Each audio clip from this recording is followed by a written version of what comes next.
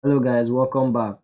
So in our previous video, we were able to update all the field of this user, the name, email, photo, everything. We were able to update it as database.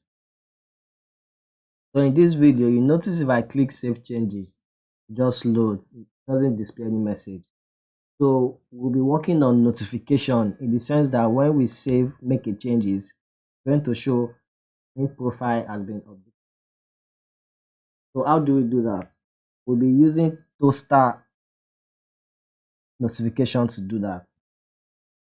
So in our exercise file, I've provided us with the Toaster code. So I've opened it already. So in this Toaster code, we'll be using our CSS and the JavaScript for it, and this script also for the Toaster code. Let's start that. So you copy the CSS.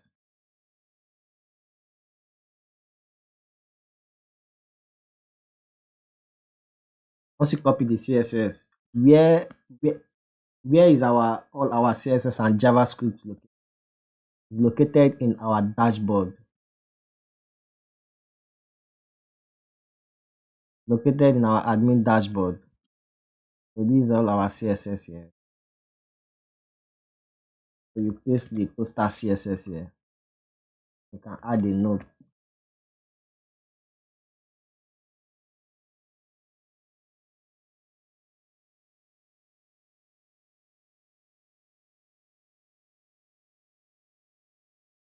Also, you copy the JavaScript to this script. You paste it in the JavaScript area for the body. You paste it here. So now that we've included the CSS for the toaster, JavaScript for so the next step is to access it in our admin controller. So how do we access it in our admin controller? So after this place, we are going to take a variable notification.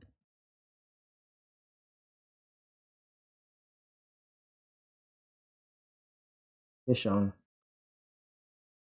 we'll load an array.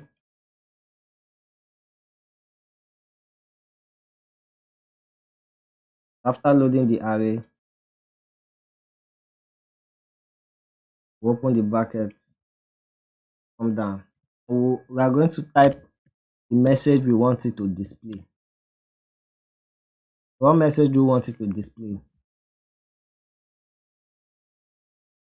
I want it to display the admin profile has been updated. Just write admin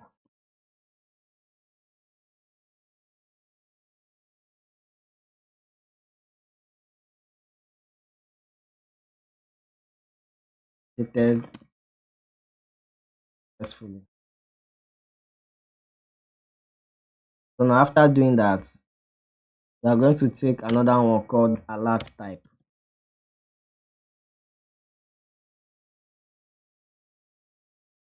Let me show you what that is.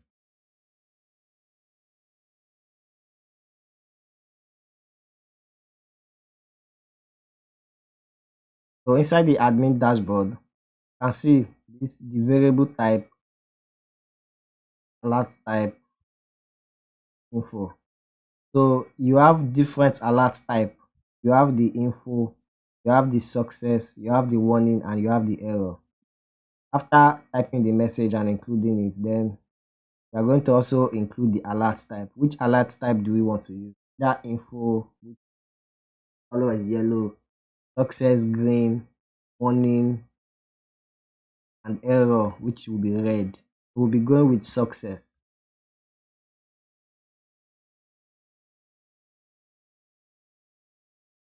Inside our alert type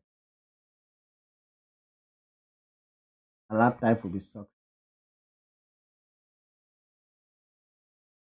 So don't forget your comma here. So after passing the message and passing the alert type, which should be stop, which will make the message in.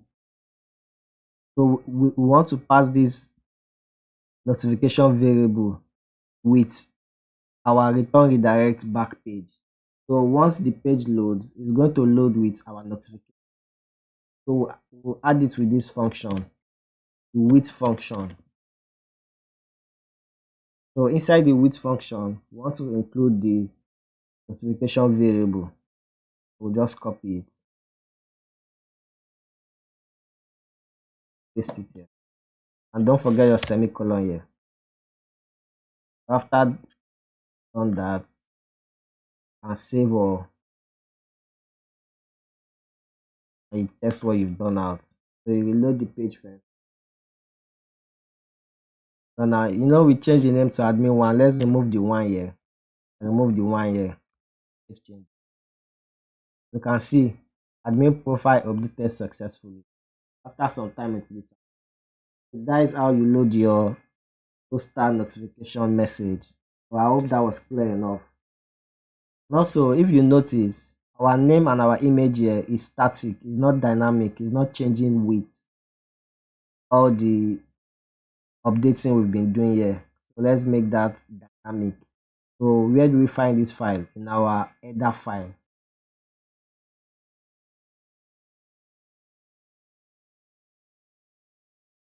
So inside our header, so inside admin body, we'll find our header. So inside our header, this is the name, this is the image.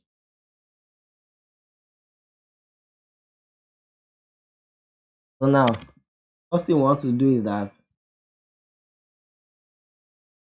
we want to load what we call PHP block here.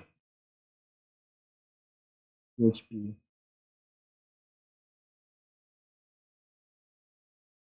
And PHP. So we call this PHP block. What are we going to be loading in this PHP block? If we go to your admin controller, this is what we'll be loading our PHP block. Copy it, come to your header, paste it. This is what we'll be loading in our PHP block. But now the only problem is that we are using our user model. In our admin controller, our user model is here already. It's loaded, we use it up. So in our header, we can't use our user model up. So the only thing we can do is we are going to call our user model directly here. So let's come here. Let's copy.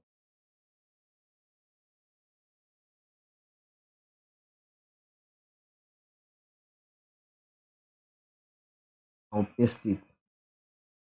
So doing this, we've called our user model directly.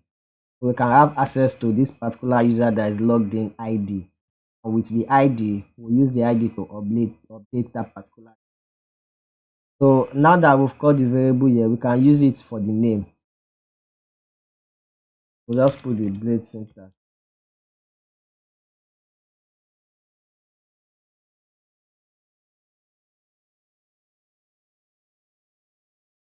Copy it. Paste it. And our field name in the database is name to get our name. So let's save or let's reload. You can see our name has changed to admin. Let me update it. Let me add one. Save changes. You can see our name have changed to admin one. So we've made it dynamic now. Let's add our email here.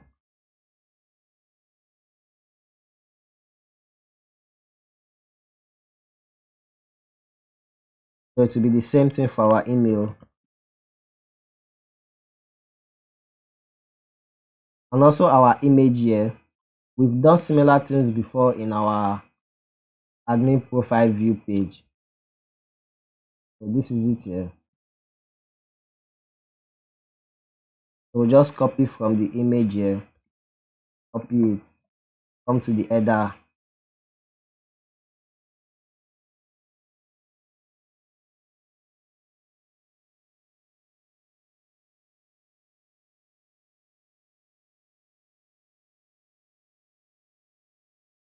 I will paste it. So I hope you still remember how this work.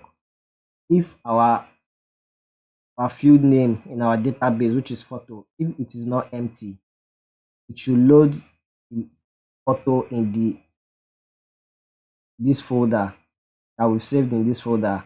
Else, if it is empty, it should use this default image that we have in our Laravel folder. I hope that is clear enough. So now this will be dynamic. The image now we upload. Let's save all.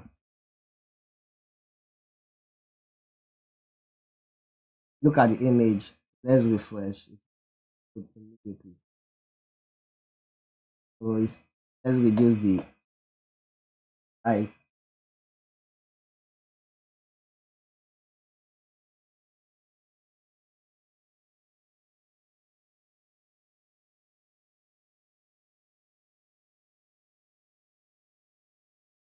Use it to 50.